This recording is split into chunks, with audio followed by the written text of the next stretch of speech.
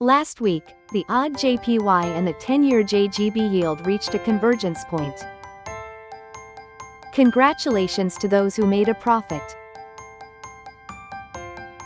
Now let's move on to this week's forecast for the financial markets from October 20th to 24th. Will the birth of Prime Minister Takaichi accelerate the depreciation of the yen? How will the yen exchange rate move? What is the convergence point for this week?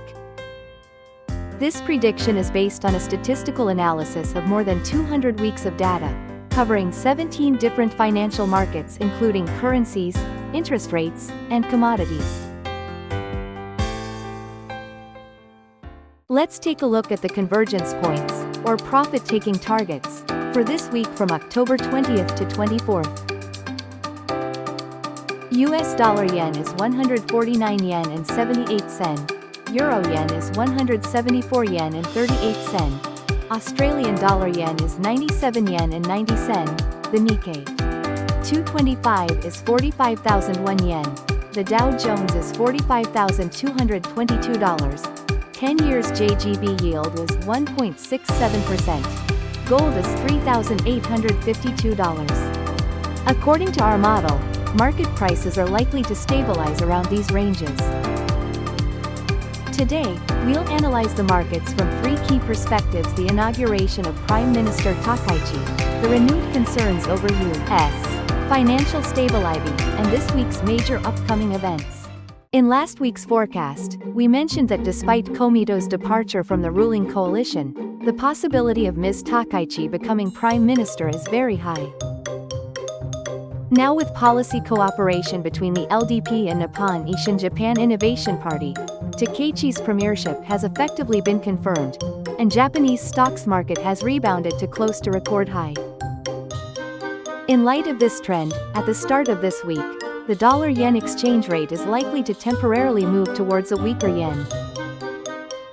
However, this celebratory rally is unlikely to last long, and may soon provide another favorable selling opportunity for both Japanese equities and the yen.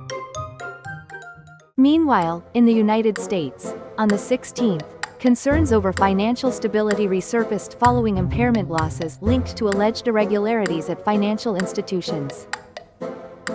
Shares of Zions Bancorp and Western Alliance Bancorp plunged more than 10%, erasing roughly $100 billion, about 15 trillion yen in market capitalization from major U.S. banks.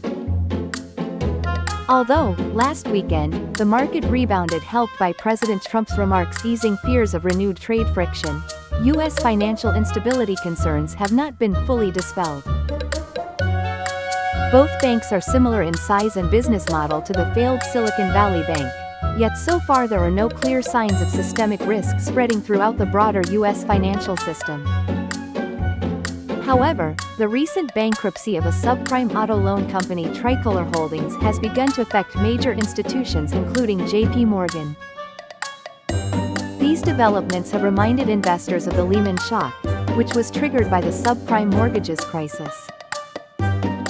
Depending on how conditions evolve, some analysts now see a possibility of an emergency 0.5% rate cut by the U.S. Federal Reserve within this year. Then, President Trump is scheduled to visit Japan from the 27th to the 29th. He may urge Japan to address the current yen weakness, which has pushed USD JPY beyond the so-called Besant line of 150 yen. Furthermore, the Bank of Japan's policy meeting at month-end could even result in a rate hike, contrary to earlier market consensus. At the beginning of last week, the prevailing sentiment was no rate hike, but we mentioned that the likelihood of a rate hike is high. As of last weekend, the view that the likelihood of a rate hike is increasing has gradually gained traction. As I have repeatedly mentioned before, Fed Chair Jerome Powell has already acknowledged that U.S. stocks are currently overvalued. Several bubble indicators, including the Buffett indicator, are flashing warning signals. Investors should therefore remain cautious of a potential market correction. Quick disclaimer: the projections presented here are derived from a statistical stability convergence model based on long-term market data. This analysis is for informational purpose only. and we accept no responsibility for any investment decisions based on this forecast. That's it for this week's market outlook. In the future, we will continue to deliver forecasts based on data and statistics. I would be happy if you could join us again next week. Thank you for watching.